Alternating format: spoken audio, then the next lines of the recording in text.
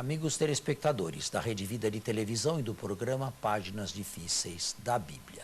Nós estamos de volta e me recordo que na semana passada estávamos tratando da historicidade dos evangelhos. E a última coisa que eu disse terá sido que os evangelhos canônicos, que são 4, só têm o final da vida pública de Jesus. E mesmo assim, não em ordem cronológica ou sequencial, e nem tudo. Hoje eu preciso dizer algumas coisinhas mais.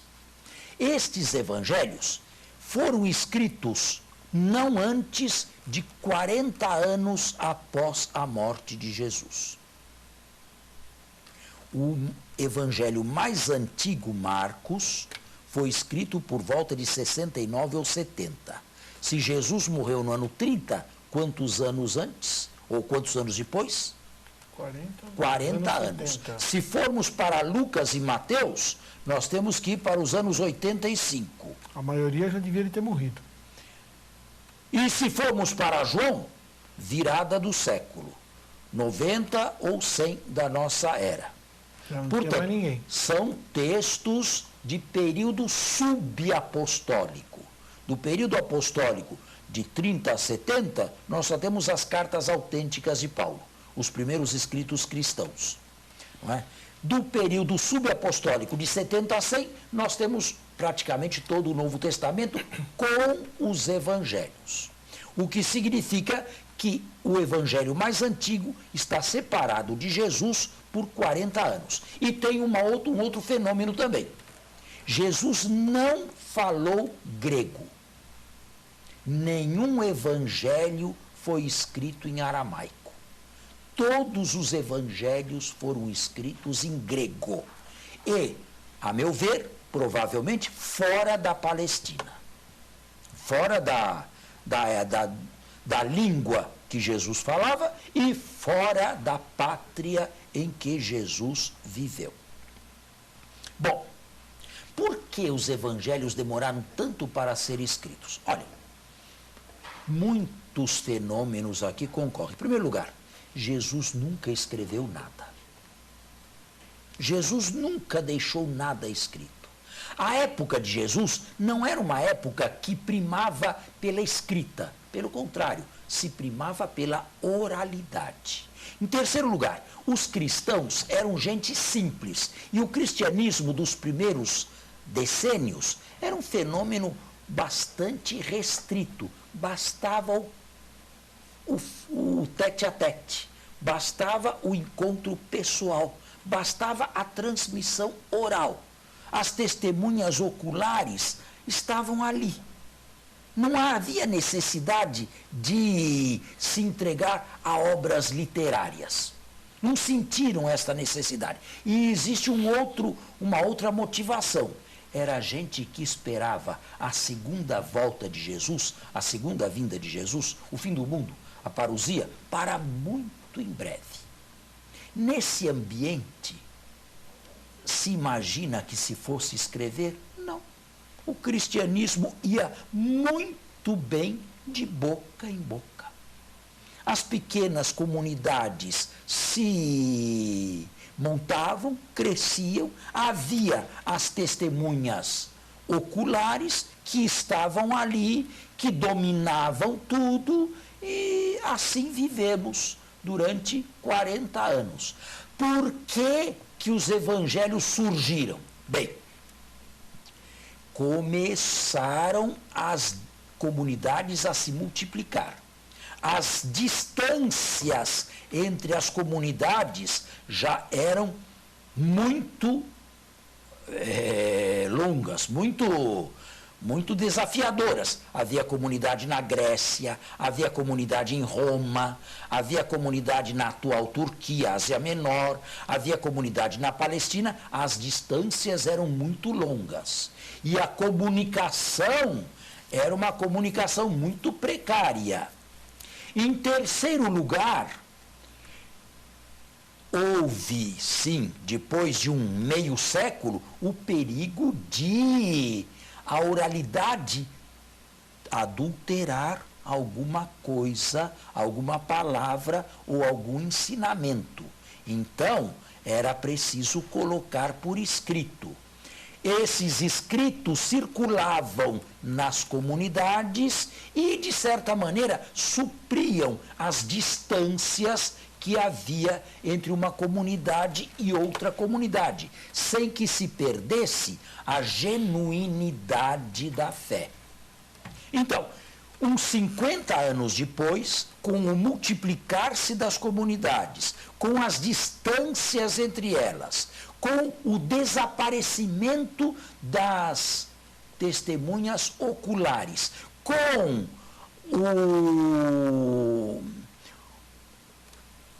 a demora da parousia, que não vinha, era preciso que alguma coisa escrita se fixasse para sempre. E, através do texto escrito, a genuína fé apostólica fosse mantida. Então, foi nessa ocasião que nasceram os evangelhos. Agora, esses evangelistas foram pescar o que escreveram aqui, da onde? Da oratória, do que eles tinham ouvido. Eles foram pescar daquilo que nós chamamos tradição oral. Sim. Oral. Então, vamos estabelecer três níveis. Três níveis vamos estabelecer. O nível da história, ou seja, os anos 20, que terminaram no ano 30. Jesus, historicamente, morreu no dia 7 de abril de 30 da nossa era. Este é o nível da história. De 30 a 70 são quantos anos? 40. 40 anos de pregação oral e, sobretudo, fora da Palestina e em outra língua. Não mais o aramaico, a língua de Jesus, mas o grego da Koiné, falado na bacia oriental do Mediterrâneo, praticamente todo o Mediterrâneo. Um terceiro nível é o nível em que cada evangelista escreveu o texto. Marcos em 70, Mateus e Lucas por volta de 85 e João por volta de 90 ou 100. Anos 20, pregação oral e terceiro nível, o nível da redação evangélica. Quando se chegou ao terceiro nível, em 70 em diante, se buscou o que aqui está na pregação oral. O que significa que nenhum evangelista estava interessado em história, em documentação. Eles estavam interessados em quê? Em anunciar Jesus, em pregar Jesus, em converter, em alimentar na fé, em catequizar. Isso não é exatamente o que se entende por história, não é? Não. Certo? Portanto, estes evangelhos não são livros de história, não são documentários históricos. Tem outra finalidade. Nenhum evangelista estava interessado em escrever uma história ou uma biografia de Jesus. Estavam interessados em captar da pregação oral aqueles textos que favorecessem a catequese e a evangelização. Com uma salvaguarda e uma, digamos, uma peculiaridade. Numa época em que escrever uma arte muito custosa e muito difícil, não havia livros como nós temos hoje, era preciso que o texto fosse o mais possível enxuto. E não se delongasse muito em escrever. Por outro lado, os evangelistas, como não queriam informar, queriam formar. Existe uma diferença enorme entre informar e formar. Como eles queriam simplesmente formar, eles usaram o mínimo de palavras. Dou um exemplo. Em Marcos, Jesus passa pelo lago da Galileia, vê Simão e Pedro e seu irmão André, e lhes diz: vinde após mim, farei de vós pescadores de homens. Deixaram as redes do barco e seguiram Jesus. Foi assim que realmente aconteceu? Em 2 linhas e meia. Possivelmente O não. envolvimento psicológico de Pedro com Jesus se deu em meio minuto. Pouco provável, né? Nem nada provável. Nada provável. Mas já São João Crisóstomo, na antiguidade, dizia que os evangelistas amam a brevidade. Agora, existe também uma outra resposta. Como isto aqui não é história para informar, e sim texto formativo, a Bíblia nunca oferece o alimento completo. Você vai, e vocês vão à padaria todos os dias e compram um pãozinho fresquinho, gostosinho, quentinho, prontinho para pôr na boca. A Bíblia não é assim. A Bíblia oferece para vocês os ingredientes. Dá a vocês o leite, dá a vocês o trigo, dá a vocês o fermento, os ovos, e agora cada um faça o pão do seu jeito. O que falta lá, o que você gostaria de saber mais a respeito de Pedro e do envolvimento de Pedro com Jesus e lá não está, é um desafio. E o seu relacionamento com Jesus? E o seu envolvimento com Jesus? Como é? Faça você o seu pão. Vamos fazer o intervalo e voltamos. Estamos de volta e estávamos aqui falando a respeito da composição das perícopes do Evangelho. Cada evangelista buscou na pregação oral aqueles textos que mais convinham à conversão e, sobretudo, depois da conversão, à catequese de cada cristão ou de cada comunidade que queria viver e deveria viver uma vida como Jesus pretendia que vivesse. Bem, isto aqui são pequenas introduções. Tudo bem, o que está aqui está resumido, o que está aqui está bem condensado, o que está aqui não é cronológico, o que está aqui não é tudo. Agora, vem a pergunta mais delicada. Pelo menos o que está aqui, no nível 3º, aconteceu no nível 1º? Realmente se deu no nível 1º? Como sempre, não faltaram visões extremistas. Bultmann, um grande exegeta, porém, protestante, livre. Eu conheci Bultmann. Ele morreu no ano que eu voltei para o Brasil, de Roma, em 1976. Bultmann, um racionalista protestante, afirmava que entre o nível 1º e o nível 3º não há nenhuma possibilidade de encontro.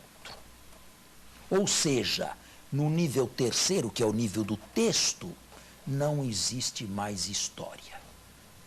Com outras palavras, para Bultmann, os escritores, os evangelistas, e antes dele talvez até os pregadores, teriam inventado uma série de coisas a respeito de Jesus. Uma posição muito extrema, esta posição de Bultmann. Do extremo oposto, ou no extremo oposto a Bultmann, existem sempre os conservadores e os ultraconservadores, aqueles que afirmam que tudo se deu como aqui está. Existem pessoas que leem a Bíblia ou leem os evangelhos como se estivessem assistindo televisão. É difícil, hein? Como se estivessem assistindo televisão. Esses são os... Fugiu o termo agora, né? Sim, são os conservadores, são os fundamentalistas. São, pois é, mas são 90 e tantos %, hein? Que imaginam que isto aqui é um filme. Um filme perfeito. As coisas aconteceram exatamente como estão escritas aqui. Bem, o que é que eu devo dizer a essas pessoas? O que é que eu tenho imediatamente diante dos olhos quando abro um evangelho? Eu tenho diante dos olhos, imediatamente, não o nível primeiro, eu tenho o nível terceiro. Eu tenho o texto de um evangelista. E se o evangelista fala de Jesus, abri aqui um texto, olha aqui, capítulo 12 de São Mateus. O que eu tenho diretamente sobre os olhos? Sobre os olhos. Eu tenho diretamente o que Mateus me transmitiu ou escreveu a respeito de Jesus. É um retrato de Jesus com o colorido de Mateus. Logo, você não pode se fundamentalizar nisso daqui, né? Então eu tenho que tomar um certo cuidado.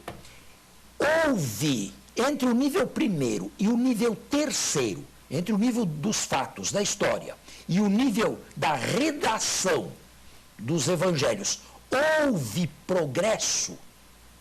Houve progresso. Houve evolução do nível 1 ao nível 3? Tenho que dizer que sim, que houve, porque houve cristologia. Quem na história afirmou que Jesus era filho de Deus? Nem o próprio Jesus, no nível da história, diz: eu sou o filho de Deus, eu sou a segunda pessoa da Santíssima Trindade. Nem Jesus jamais falou isto aqui. Mas nos evangelhos já existe o progresso da cristologia. Pedro vê Jesus e faz uma confissão de fé cristã: tu és o Messias, o Filho de Deus. Isto aqui é progresso? É. Tudo está em saber quanto de progresso houve. Quanta oscilação houve entre o nível primeiro e o nível terceiro? Para os arquiconservadores, um mínimo de progresso ou de evolução. Para os racionalistas de Bultmann, um máximo. Nós procuramos ficar num justo meio. Nem muito para lá, nem muito para cá, porque a verdade nunca normalmente está nas extremidades. Nem digo que isto aqui é uma reprodução exata, a modo de televisão, de filme, do que se passou no nível da história, nem digo que isto aqui foi totalmente inventado. E qual seria o nível segundo? O nível do meio seria aceitar uma evolução, e temos que aceitar, senão os evangelhos não conteriam teologia, não conteriam cristologia, não conteriam afirmações de fé, que não poderiam ter sido feitas no nível primeiro, mas sim no nível segundo, no nível terceiro. Temos que aceitar uma progressão, porém, uma coisa é aceitar uma progressão homogênea, como uma planta que vai crescendo. E quando ela chega desse tamanho, eu posso dizer que antes de chegar desse tamanho, ela estava contida na semente? Posso. Sim. Perfeitamente, ela estava potencialmente contida na semente. Quer dizer, um crescimento homogêneo eu posso aceitar.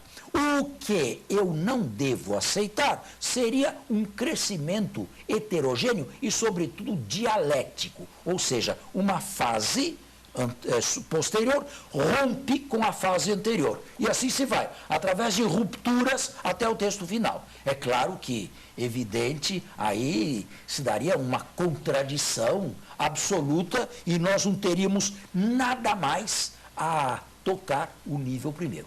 Porém, aceito isto aqui, existem alguns critérios para do nível terceiro, que é o nível da redação, se chegar ao nível primeiro.